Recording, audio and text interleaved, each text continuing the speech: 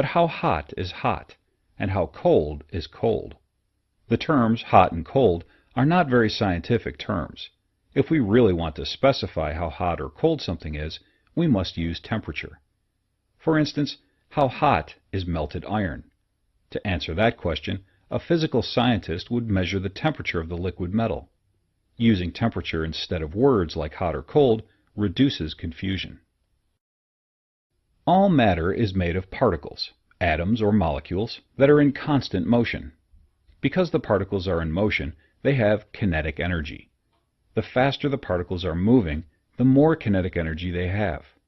What does temperature have to do with kinetic energy? Well, as described in this figure, the more kinetic energy the particles of an object have, the higher is the temperature of the object. Temperature is an average measure.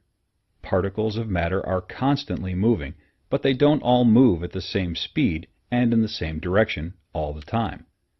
As we can see in this figure, the motion of the particles is random. The particles of matter in an object move in different directions, and some particles move faster than others. As a result, some particles have more kinetic energy than others. So what determines an object's temperature? An object's temperature is the best approximation of the kinetic energy of the particles. When we measure an object's temperature, we measure the average kinetic energy of the particles in the object. The higher the temperature, the faster the molecules of the substance move, on the average. Dyes will spread more rapidly through hot water than cold water. This is because of the increased motion of the molecules. Temperature does not have to do with the number of molecules involved. Under given conditions, the temperatures of 10 milliliters and 100 milliliter samples of boiling water are equal. This means that the average kinetic energy of the molecules is the same for the two different quantities of water.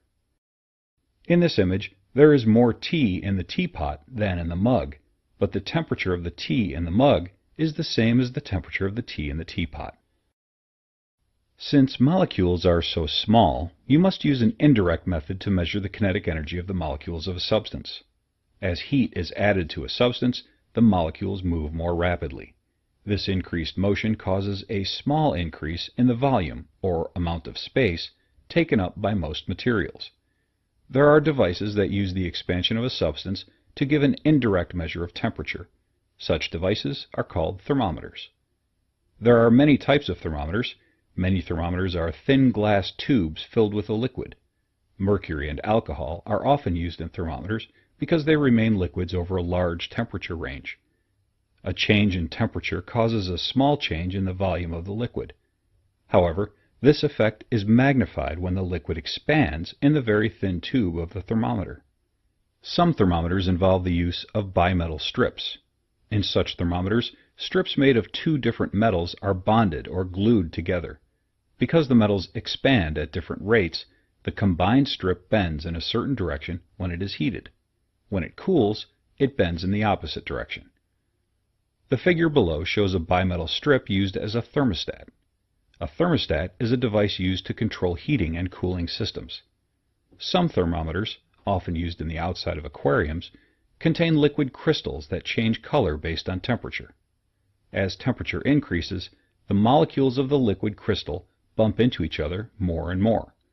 This causes a change in the structure of the crystals, which in turn affects their color. These thermometers are able to accurately determine the temperature between 65 degrees Fahrenheit and 85 degrees Fahrenheit. A thermometer with no marks or graduations would not be very useful to you. A thermometer is calibrated by marking two fixed points. The space between these fixed points is broken up into divisions called degrees.